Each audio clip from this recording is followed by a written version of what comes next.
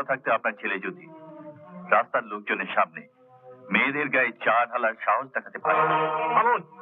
আমার ছেলে আর নবাব এক হলো কেন? আপনার ছেলে বলেও যা ইচ্ছে তাই করে বেড়াবে? বেশ সৎ অনেস্ট।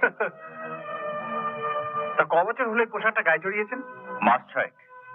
ও, 1 বছরও হয়নি, তাই মুখ দিয়ে সমস্ত নীতি কথা বেরোচ্ছে। আপনি কি বলতে চান?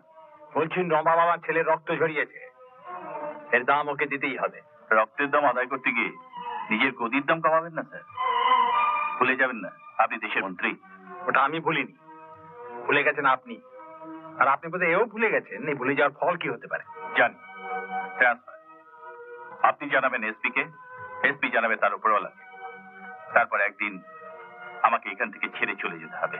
তার মানে আপনি নবাবকে অ্যারেস্ট করবেন না? কাকে অ্যারেস্ট করবো বা করবো না, যতদিন পর্যন্ত এখান থেকে ট্রান্সফার না হচ্ছি ততদিন পর্যন্ত আমাকেই ভাবতে দিন।